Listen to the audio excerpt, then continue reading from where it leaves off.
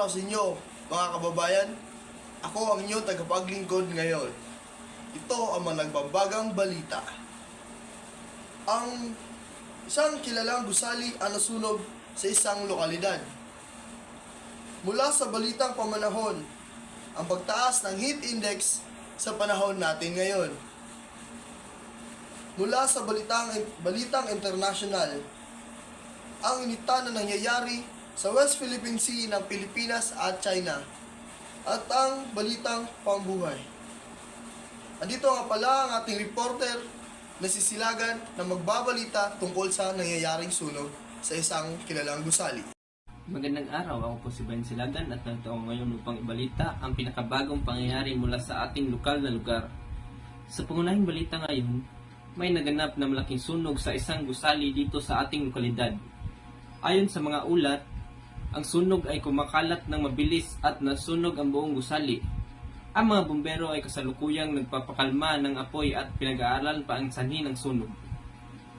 Narito ako ngayon sa harap ng nasunog na gusali. Makikita natin ang lawak ng pinsala na dinulot ng sunog. Ang mga bumbero ay patuloy na nagtatrabaho upang masigurado na walang matirang apoy at maiwasan ang pagkalat nito sa ating gusali. Base sa mga nakalap na impormasyon, wala naman pong naiulat na nasaktan o nawala sa nasunog na gusali. Gayunpaman, patuloy pa rin ang investigasyon upang matukoy ang sanhi ng sunog at maiwasan ang mga ganitong insidente sa hinaharap. Ako po si Bayan Silagan, nagbabalita para sa inyo. Magandang araw.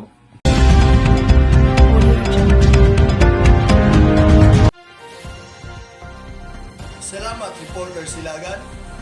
At ito naman si Reporter Yana upang magbahagi tungkol sa heat index sa panahon natin ngayon. Magandang araw sa lahat. Ito po si Jan Lorenzo na ang nag-uulat sa balitang pamanahon.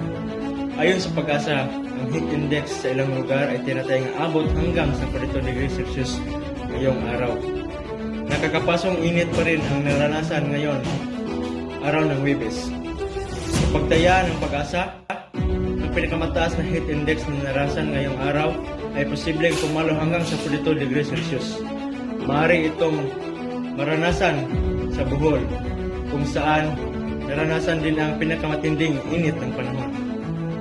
Pasok ito sa danger category o yung delikado na sa ating kalusugan. Sa oras na ma-expose ka ng matagal dito, maaari kang makaranas ng heat stroke, heat cramps, and dehydration. Sa kabila ng matinding init, may tsansa pa rin sa kalat-kalat ng pag-ulan sa ibang bahagi ng bansa. Ang heat index observed sa San Miguel, Bohol, aabot sa 41 degrees Celsius. Sa Talibon, Bohol, aabot ng 41 degrees Celsius. Sa Hagna, sa 40 degrees Celsius. And sa Ubay, Bohol, aabot ng 41 degrees Celsius. And sa Trinidad, aabot ng 40 degrees Celsius. And sa Panglao, aabot ng 42 degrees Celsius. At sa Tagbilaran, aabot ng 40 degrees Celsius. At panatiliin natin uminom ng tubig dahil ang buhay ay weather lang.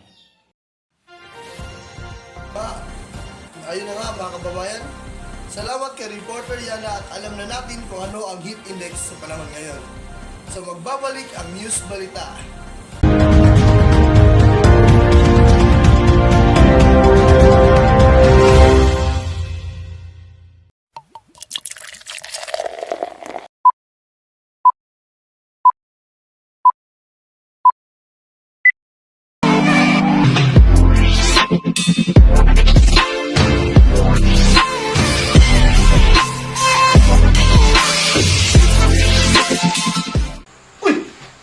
Kailangan nyo ba ng pampalamig? Sa panahon ng tag-init, Coca-Cola ang solusyon. Try Coca-Cola, ang pabansang inumin ng Pilipinas.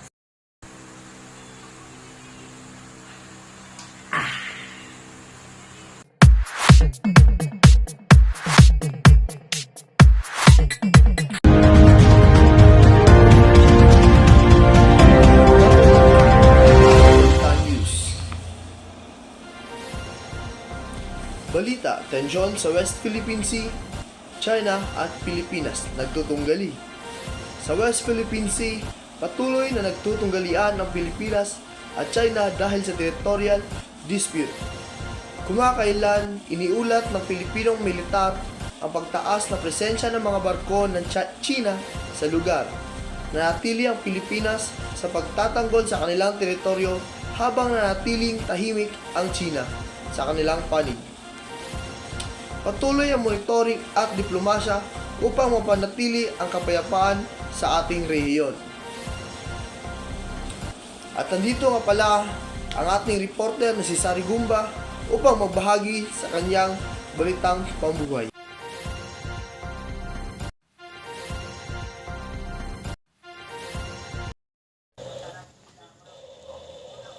Sa ulo ng mga nagbabagang balita, Isko Moreno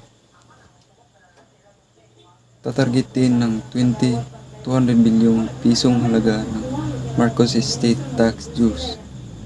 Sinabi ni dating Ukraine President Poroshenko na si Putin ay war criminal na nagkasala ng crimes against humanity. Kung mahalal na Pangulo si Vladimir Isko Moreno, dumaguso ay habulin higit kumulang 200 bilyon na buwis sa ari-arian na hindi nabayaran ng pamilya ni dating Senator Ferdinand Bongbong Marcos Jr. Sinabi ng kampo ng alkalde noong Lunes. Lalo pang tumindi ang pag-atake ng kampo ng alkalde ng Maynila laban sa kampo ng mga Marcos, kung saan nagsagawa ng press briefing ang chairman ng Aksyon Demokratiko na si Ernest Romel at ang campaign manager ni Dumaguso na si Lito Banayo na nagpapakita ng mga isyu na buwis, background sa edukasyon, track record at public discussion, no shows ng dating senator.